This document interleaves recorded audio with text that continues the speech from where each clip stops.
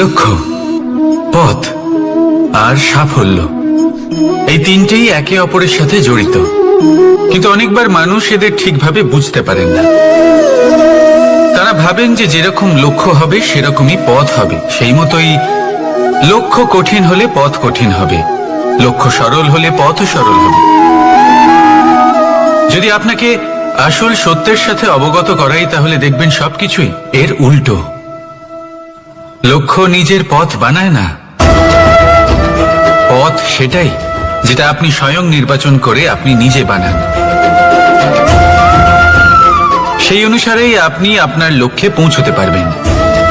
সেই জন্য জীবনে যখনই লক্ষ্যে পৌঁছানোর পথের বিষয়ে আপনি কোনো সিদ্ধান্ত নেবেন, তাহলে তা ভেবে চিন্তে নেবেন, কারণ এই পথ অত্যন্ত গুরুত্বপূর্ণ। পথ যদি শুভ হয়, তাহলে লক্ষ্য আপনা থেকেই শুভ হয়ে যায়। তাহলে আসুন আমার সাথে ভালোবেসে বলুন, রাধা রাধা। এই সংসারে সাফল্য লাভ করার জন্য জ্ঞানের প্রয়োজন হয়, পরিশ্রমের প্রয়োজন হয়, দৃঢ় নিষ্ঠার প্রয়োজন হয়, নিরন্তর চেষ্টা করা প্রয়োজনীয়। কিন্তু আরো কিছু আছে যা অত্যন্ত প্রয়োজনীয় এবং গুরুত্বপূর্ণ। তা হলো ভালো বন্ধু। তাদের থাকা অত্যন্ত প্রয়োজনীয়। যদি ভালো বন্ধু থাকে, তাহলে সময় এলে তারা ঢাল হয়ে আপনাকে সুরক্ষা করবেন। সময় এলে অস্ত্রের মতো শত্রুকে সংহারও করবেন। যদি তিনি জ্ঞানী হন, তাদের মধ্যে সদ্গুণ থাকে, তাহলে এই সব গুণ আপনার মধ্যেও প্রবেশ করবে। তাহলে সাফল্যের জন্য ভালো বন্ধু পাওয়া অত্যন্ত প্রয়োজনীয়। কিন্তু শুধু বন্ধু কেন, ভালো শত্রুও থাকা প্রয়োজনীয়। এবার আপনি ভাববেন, আমি কি বললাম? যদি আপনার জীবনেও ভালো অর্থাৎ শক্তিশালী শত্রু থাকে, তাহলে আপনিও শক্তিশালী হতে থাকবেন। এই শত্রু আপনাকে প্রেরিত করবে আরো বেশি শক্তিশালী হয়ে ওঠার। কখনো কোনো হরিণকে দেখুন, তীব্র গতিতে দৌড়তে থাকে। কেন তীব্র গতিতে দৌড়ে? এই কারণে নয় যে কোথাও তার জন্য মধুর ঘাস অপেক্ষা করে রয়েছে, না। সে এই কারণে তীব্র গতিতে দৌড়য় কারণ সেটা না করলে তার পেছনে একটি সিংহ আছে যে ওকে নিজের ভোজন করে ফেলবে। তাই জীবনে বিপদ, সংকট, এই সবকিছুও হলো অত্যন্ত গুরুত্বপূর্ণ। তার সম্মুখীন হতে শিখুন আর আমার সাথে ভালোবেসে বলুন, রাধা। আপনি কখনো পাখিদের দেখেছেন?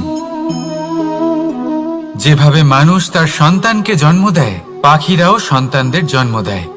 আর যেই তার সন্তান এই সংসারে প্রবেশ করে, সেই পাখি তাকে আগলে রাখে, তার যত্ন করে, ওর জন্য বাসা বানায়, ওর জন্য দূর কোথাও থেকে খাবার নিয়ে আসে, নিজের ঠোঁট দিয়ে ওর মুখে খাবার খাইয়ে দেয়, সবকিছু করে।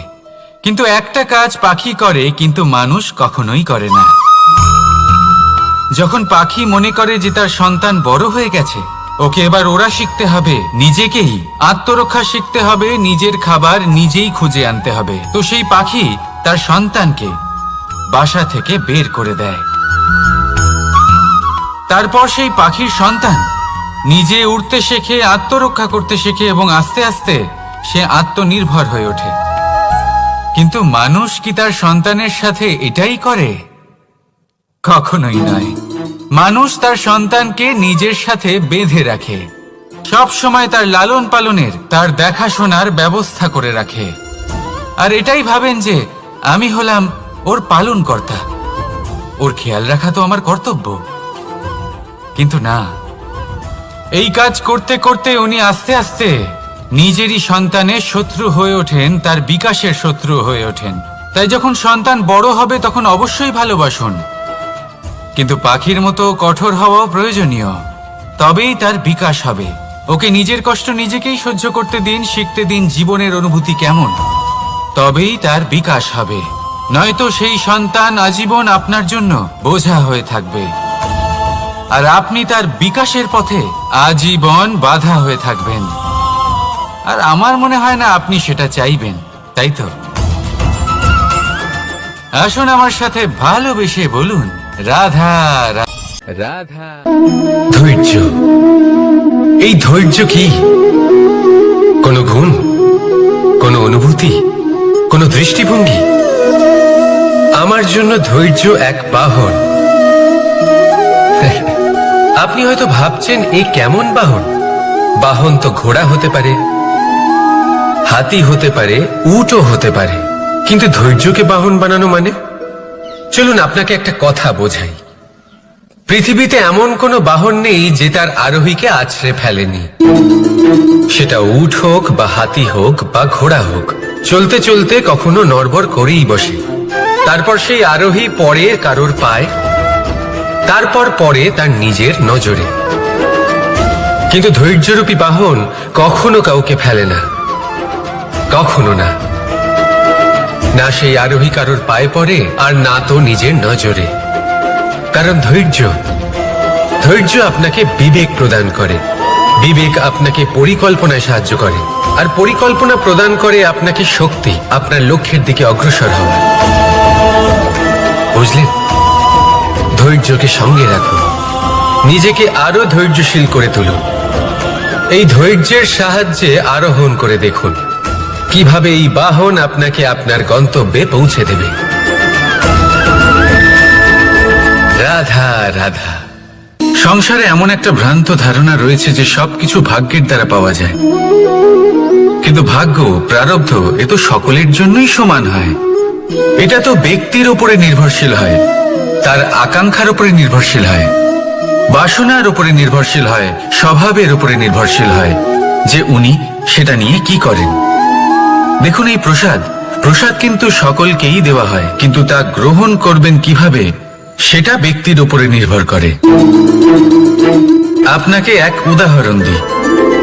যেমন ধরুন, দুজন মানুষকে আমি একটা করে মাটির ডেলা দিলাম, সেটা নিয়ে তারা কি করবেন?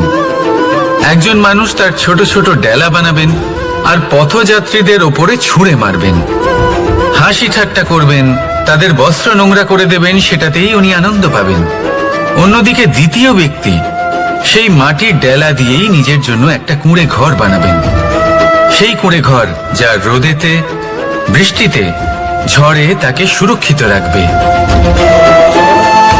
অনুভূতি, এই অনুভূতি বদলাতে শিখুন। এই অনুভূতি অত্যন্ত গুরুত্বপূর্ণ।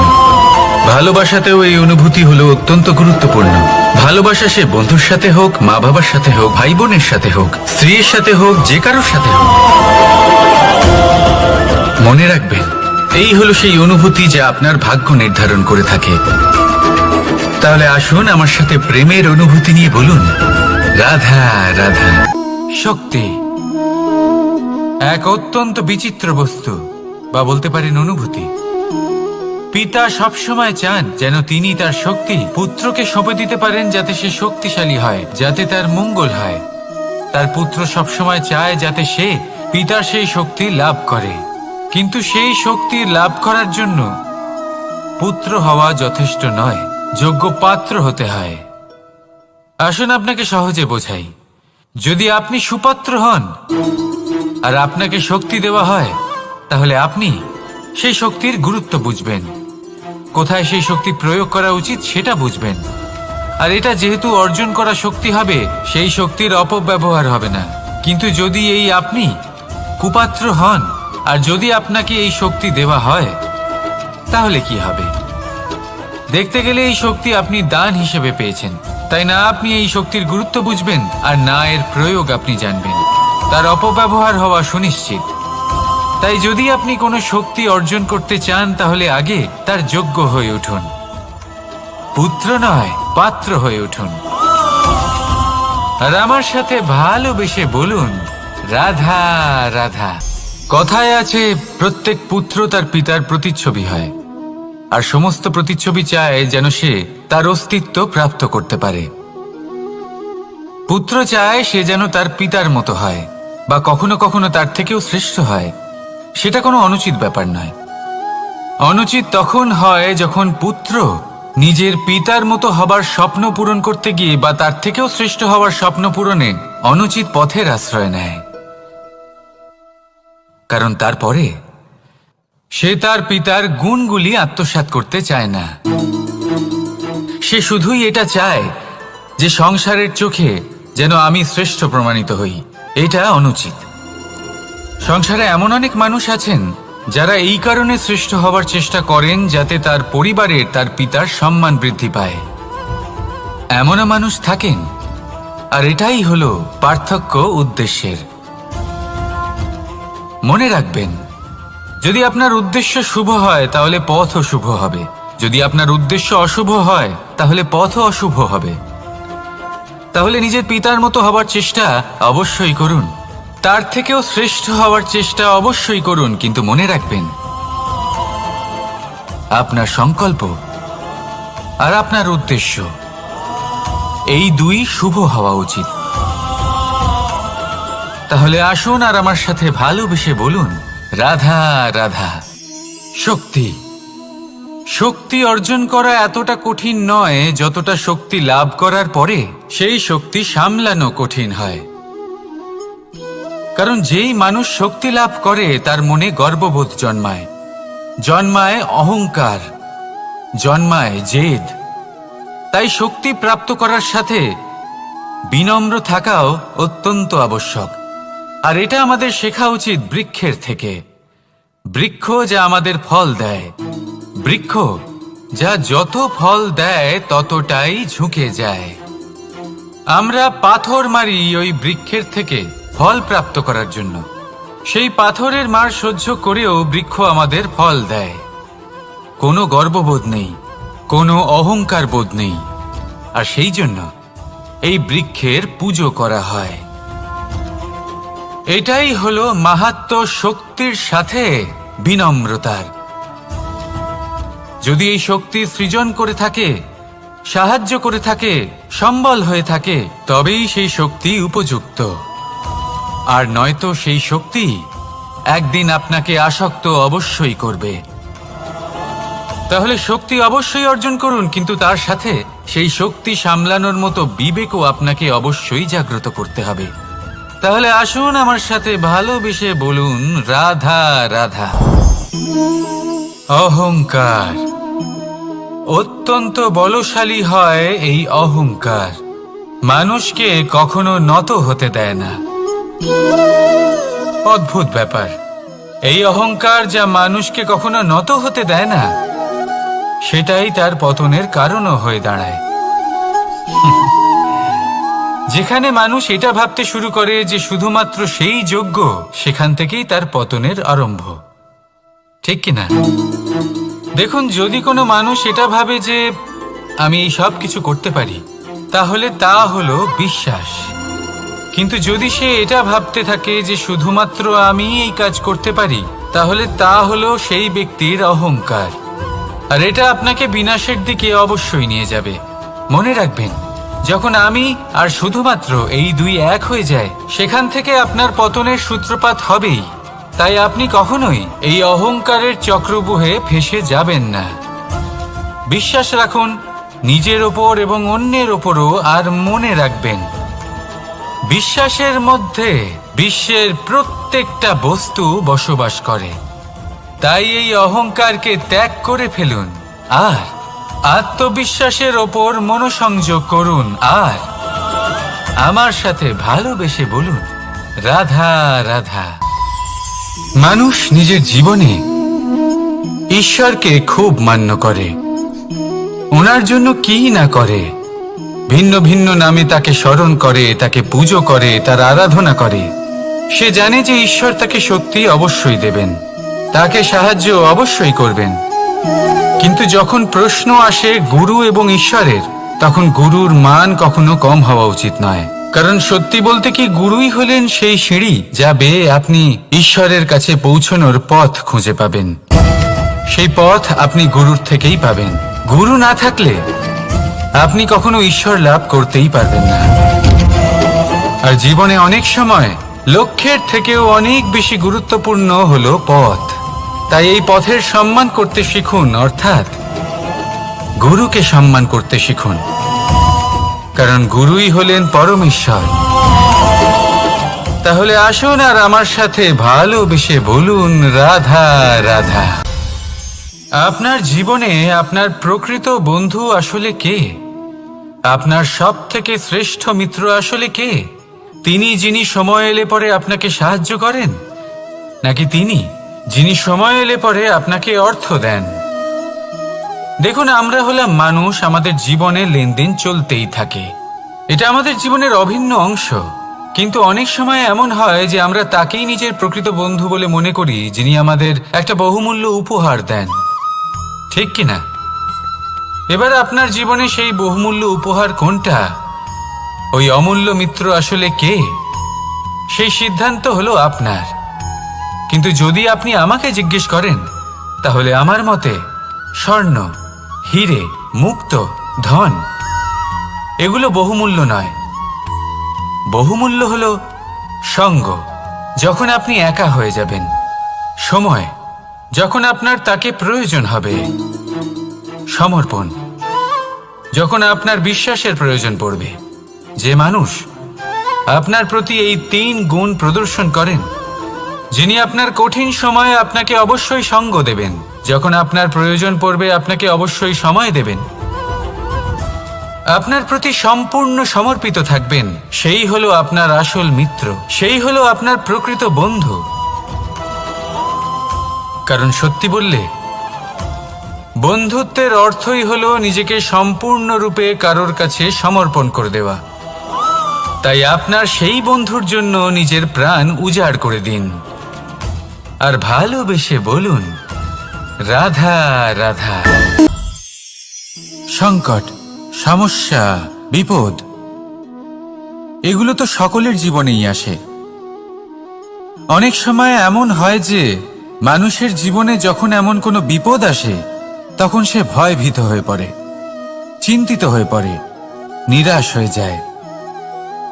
কিন্তু আমি আপনাকে একটা সত্যি কথা বলি, যে আমাদের ব্যক্তিত্বের বিকাশের জন্য, আমাদের নিজেদের লক্ষ্যে পৌঁছে দেবার জন্য এই সংকট, এই সমস্যা এগুলো অত্যন্ত গুরুত্বপূর্ণ।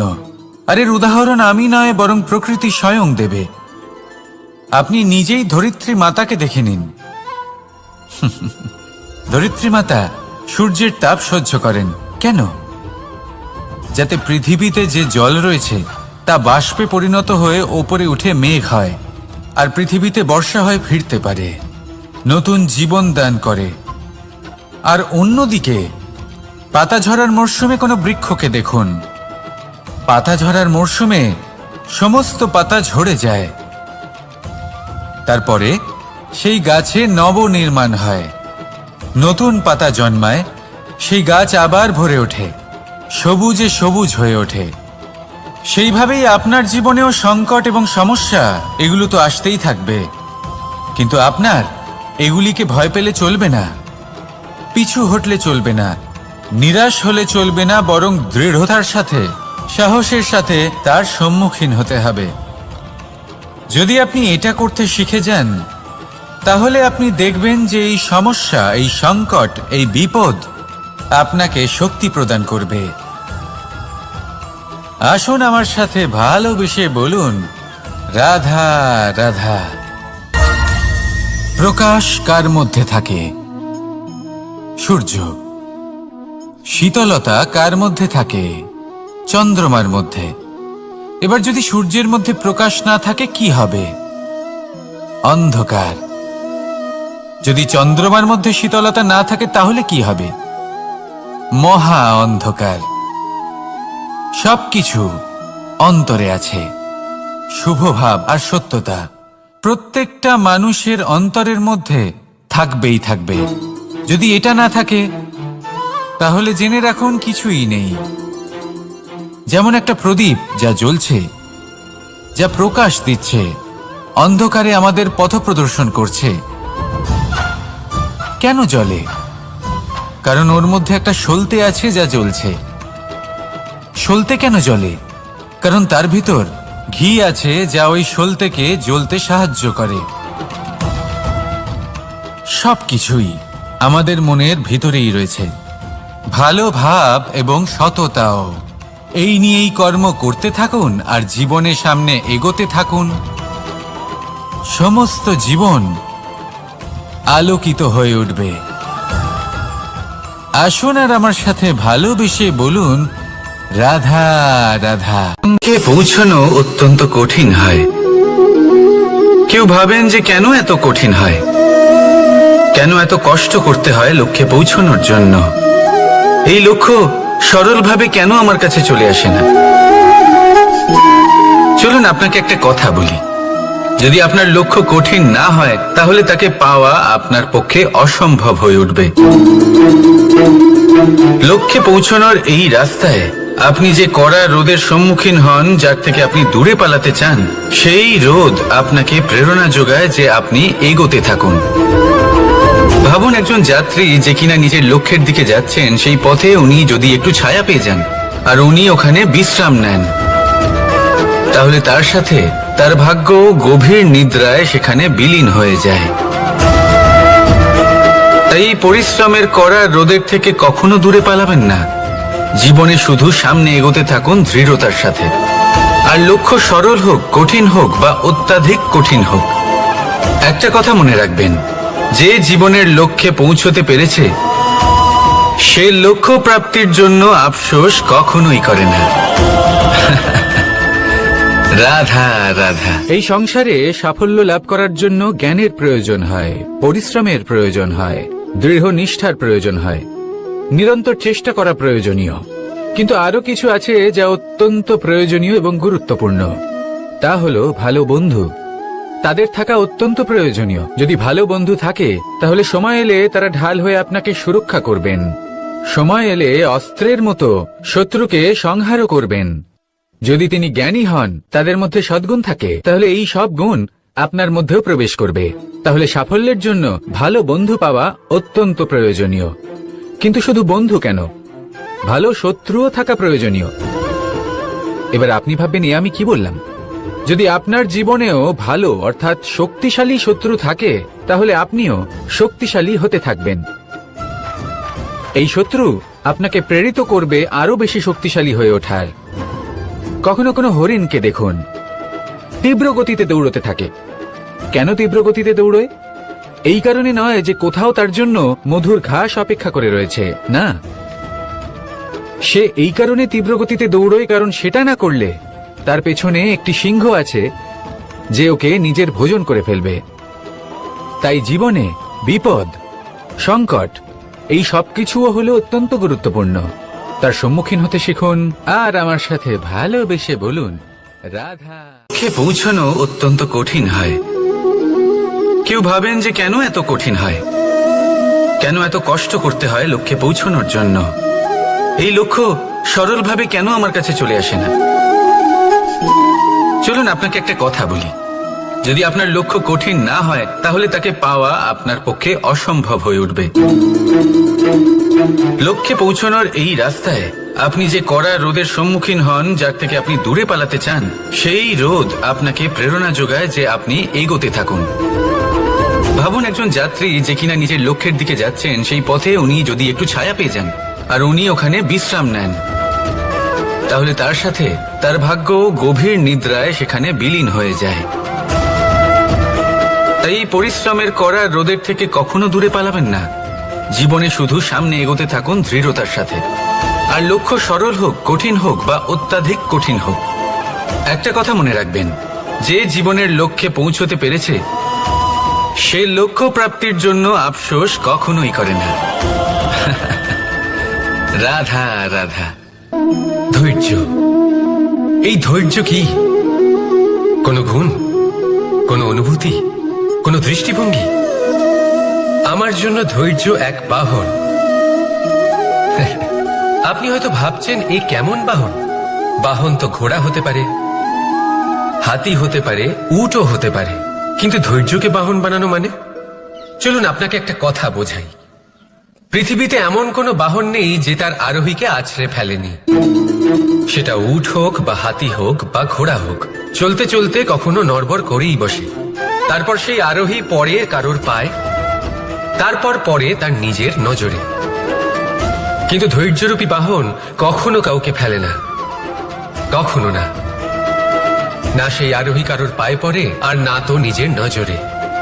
কারণ ধৈর্য আপনাকে বিবেক প্রদান করে, বিবেক আপনাকে পরিকল্পনায় সাহায্য করে, আর পরিকল্পনা প্রদান করে আপনাকে শক্তি, আপনার লক্ষ্যের দিকে অগ্রসর হওয়া। বুঝলেন? ধৈর্যকে সঙ্গে রাখুন, নিজেকে আরো ধৈর্যশীল করে তুলুন। এই ধৈর্যের সাহায্যে আরোহণ করে দেখুন কিভাবে এই বাহন আপনাকে আপনার গন্তব্যে পৌঁছে দেবে। রাধা রাধা। সংসারে এমন একটা ভ্রান্ত ধারণা রয়েছে যে সবকিছু ভাগ্যের দ্বারা পাওয়া যায়, কিন্তু ভাগ্য, প্রারব্ধ এ তো সকলের জন্যই সমান হয়। এটা তো ব্যক্তির উপরে নির্ভরশীল হয়, তার আকাঙ্ক্ষার উপরে নির্ভরশীল হয়, বাসনার উপরে নির্ভরশীল হয়, স্বভাবের উপরে নির্ভরশীল হয় যে উনি সেটা নিয়ে কি করেন। দেখুন, এই প্রসাদ কিন্তু সকলকেই দেওয়া হয়, কিন্তু তা গ্রহণ করবেন কিভাবে সেটা ব্যক্তির উপরে নির্ভর করে। আপনাকে এক উদাহরণ দিই। যেমন ধরুন, দুজন মানুষকে আমি একটা করে মাটির ডেলা দিলাম, সেটা নিয়ে তারা কি করবেন? একজন মানুষ তার ছোট ছোট ডেলা বানাবেন আর পথযাত্রীদের ওপরে ছুঁড়ে মারবেন, হাসি ঠাট্টা করবেন, তাদের বস্ত্র নোংরা করে দেবেন, সেটাতেই উনি আনন্দ পাবেন। অন্যদিকে দ্বিতীয় ব্যক্তি সেই মাটির ডেলা দিয়েই নিজের জন্য একটা কুঁড়ে ঘর বানাবেন। সেই কুঁড়ে ঘর যা রোদেতে, বৃষ্টিতে, ঝড়ে তাকে সুরক্ষিত রাখবে। অনুভূতি, এই অনুভূতি বদলাতে শিখুন। এই অনুভূতি অত্যন্ত গুরুত্বপূর্ণ। ভালোবাসাতেও এই অনুভূতি হলো অত্যন্ত গুরুত্বপূর্ণ। ভালোবাসা সে বন্ধুর সাথে হোক, মা বাবার সাথে হোক, ভাই বোনের সাথে হোক, স্ত্রীর সাথে হোক, যে কারোর সাথে হোক। মনে রাখবেন, এই হলো সেই অনুভূতি যা আপনার ভাগ্য নির্ধারণ করে থাকে। তাহলে আসুন আমার সাথে প্রেমের অনুভূতি নিয়ে বলুন, রাধা রাধা। লক্ষ্য, পথ আর সাফল্য, এই তিনটেই একে অপরের সাথে জড়িত, কিন্তু অনেকবার মানুষ এদের ঠিকভাবে বুঝতে পারেন না। তারা ভাবেন যে যেরকম লক্ষ্য হবে সেরকমই পথ হবে, সেই মতোই লক্ষ্য কঠিন হলে পথ কঠিন হবে, লক্ষ্য সরল হলে পথও সরল হবে। যদি আপনাকে আসল সত্যের সাথে অবগত করাই, তাহলে দেখবেন সবকিছুই এর উল্টো। লক্ষ্য নিজের পথ বানায় না, পথ সেটাই যেটা আপনি স্বয়ং নির্বাচন করে আপনি নিজে বানান। সেই অনুসারেই আপনি আপনার লক্ষ্যে পৌঁছতে পারবেন। সেই জন্য জীবনে যখনই লক্ষ্যে পৌঁছানোর পথের বিষয়ে আপনি কোনো সিদ্ধান্ত নেবেন, তাহলে তা ভেবে চিন্তে নেবেন, কারণ এই পথ অত্যন্ত গুরুত্বপূর্ণ। পথ যদি শুভ হয়, তাহলে লক্ষ্য আপনা থেকেই শুভ হয়ে যায়। তাহলে আসুন আমার সাথে ভালোবেসে বলুন, রাধা রাধা। ভাগ্য আর কর্ম, এই দুই এমন শব্দ যাকে ঘিরে সমগ্র সংসার। কেউ বলে আমার ভাগ্যে এটা ছিল না, যা পেলে আমার জীবন অন্যরকম হতো। কেউ বলে আমার গত জন্মের কর্ম নিশ্চয়ই এমন ছিল, যে কারণে এই জন্মে এরকম ভাগ্য পেয়েছি আমি। এসব বাদ দিন আর একবার শান্ত চিত্তে ভাবুন। আপনি বুঝতে পারবেন যে ভাগ্য আর কর্ম এই দুই এই জন্মের। তফাৎ শুধুমাত্র এটাই যে যদি ভাগ্যের কথা বলা হয়, তাহলে আপনি এই ভাগ্যের থেকে যত বেশি আশা করবেন, তত বেশি নিরাশ হবেন আপনি, কারণ এই আশা আপনাকে কর্ম করা থেকে আটকায়। যদি কথা বলা হয় কর্মের, তাহলে নিজের কর্মের প্রতি যত বিশ্বাস রাখবেন, তত বেশি সফলতা আপনার কাছে আসবে। তাই একটা কথা মনে রাখবেন, ভাগ্য আপনার কর্ম নির্ধারণ করে না, কিন্তু আপনার কর্ম আপনার ভাগ্যকে অবশ্যই নির্ধারণ করে। রাধা রাধা। নাম কত সাধারণ একটা বিষয়। প্রত্যেক মানুষ যে জন্ম নেয়, তাকে একটা নাম দেওয়া হয়, যা সে পেয়ে থাকে তার মাতা পিতার দ্বারা, না হলে তার গুরুর দ্বারা, বা কোনো আত্মীয়ের দ্বারা, বা কোনো কাছের মানুষের দ্বারা। এই নামের সাথেই সে আস্তে আস্তে বেড়ে ওঠে। কিন্তু এটাই কি সেই নাম? এই নামই কি সবকিছু? কখনোই নয়। একটা নাম সেটা যা আপনি জন্মের সময় লাভ করেন, যে নামে আপনি কর্মের পথে অগ্রসর হন।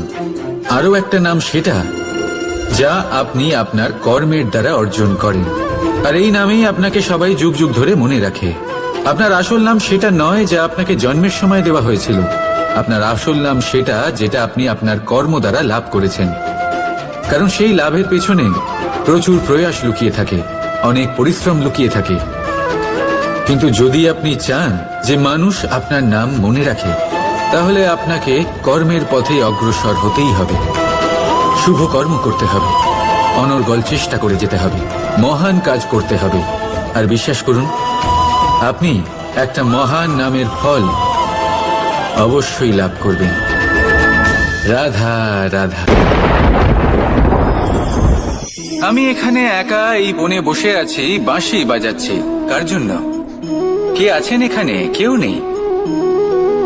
আমার প্রজা, আমার রাজ্য, আমার পরিবার আমার থেকে অনেক দূরে আছেন। আমি এখানে একা এই বনে বসে এই আকাশের এই রঙের, গাছের এই সব ফলের, মাটির সুবাসের আনন্দ উপভোগ করছি। কেন? আমি হলাম দ্বারকাধীশ। এমন কি রাজকীয় বা ভৌতিক সুখ রয়েছে যে আমি ওখানে পেতে পারি না? সবকিছুই পেতে পারি, তাও এখানে বনে একা বসে আছি। কোন সুখ খুঁজে চলেছি? একা থাকার সুখ। আমরা প্রত্যেকদিন অনেক মানুষের সাথে, চিন্তাধারার সাথে, কর্মের সাথে, পরিস্থিতির সাথে, সুখ দুঃখের দ্বারা বেষ্টিত থাকি। জীবনের এই চক্রে আমরা জড়িয়ে পড়তে থাকি।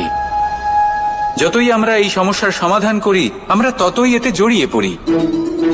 আমরা এতটাই জড়িয়ে পড়ি যে যখন আমরা আয়নায় নিজেদের দেখি, তখন আমরা নিজেদের চিনতেই পারি না।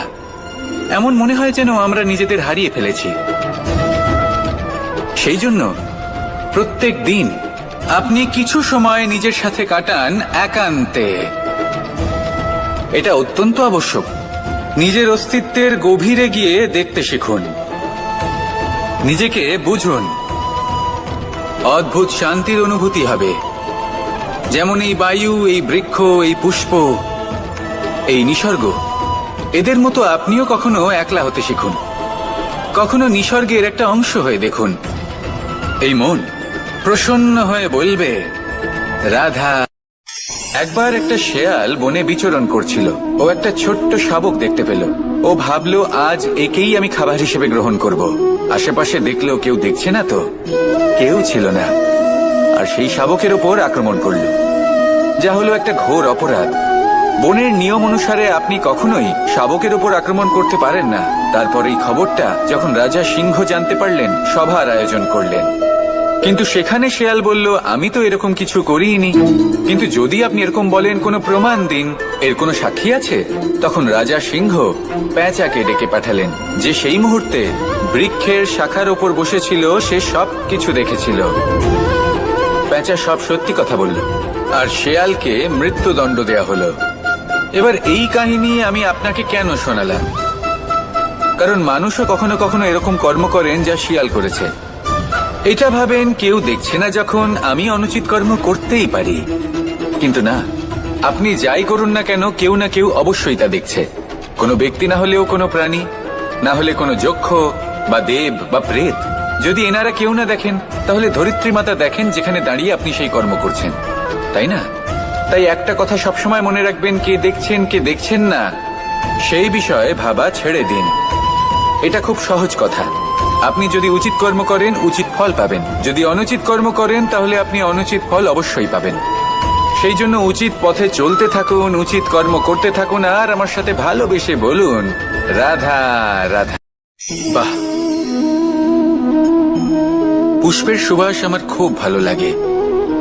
অত্যন্ত সুন্দর হয় এই পুষ্প।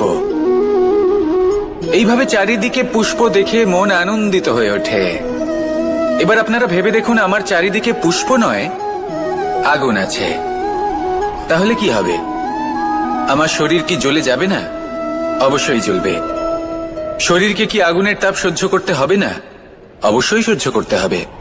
এটাই হলো প্রকৃতির নিয়ম।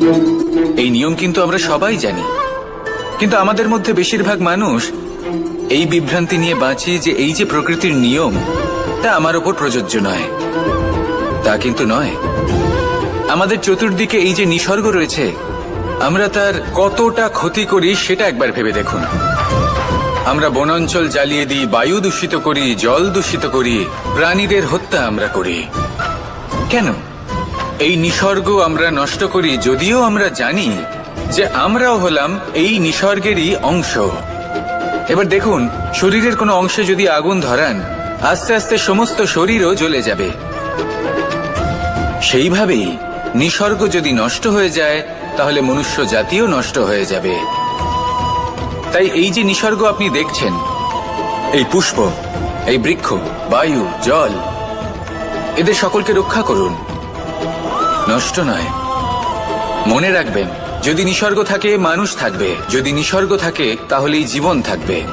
আসুন আমার সাথে ভালোবেসে বলুন, রাধা রাধা। কারই না পছন্দ বলুন তো? অত্যন্ত সুস্বাদু হয় এই মধু, মিষ্টি খেতে হয় এবং তা শক্তিও প্রদান করে, এবং প্রত্যেকটি মিষ্টি পদার্থের মতোই এতেও খুব তাড়াতাড়ি পিঁপড়ে ধরে যায়। অন্যদিকে যদি নুনকে দেখি, তাহলে বছরের পর বছর রাখলেও এতে পিঁপড়ে ধরে না। এবার যদি কথা বলি বন্ধুত্বের, তাহলে বন্ধুত্ব নুনের মতো হওয়া উচিত, মধুর মতো নয়। যারা সামনে এলে শুধুমাত্র মধুর মধুর কথা বলবে, পরে এতে পিঁপড়ে ধরে যাবে। এটা নুনের মতো হওয়া উচিত। প্রকৃত বন্ধু হলো সে যে সময় এলে পরে আপনার সামনে আপনার প্রকৃত সত্য তুলে ধরবে, তা সে যতই কঠিন হোক না কেন। আপনার দোষ, আপনার অপগুণ, আপনার খামতি আপনাকে বলতে পারবে, যাতে আপনি সেগুলো শুনে মেনে নিয়ে তারপর নিজেকে শুধরোতে পারেন। এটাই হলো প্রকৃত বন্ধুত্ব। কখনো নিজের জীবনের আশেপাশে মন দিয়ে দেখবেন, অনেক সময় এমন মানুষ থাকেন, অনেক বন্ধু থাকেন, যাদের দেখে আমাদের মনে হয় যে এনারা খুব কঠোর, এনাদের কথা খুব কটু। কিন্তু বেশিরভাগ এমন মানুষের মনটা যদি বুঝতে পারেন, তাহলে দেখবেন তাতে কোনো মালিন্য নেই। এনাদের মন অত্যন্ত পবিত্র হয়।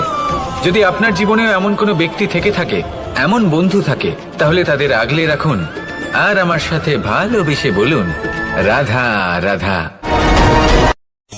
যতক্ষণ আমরা এই সংসারে জীবিত, ততক্ষণ আমাদের সাথে সবকিছু থাকে।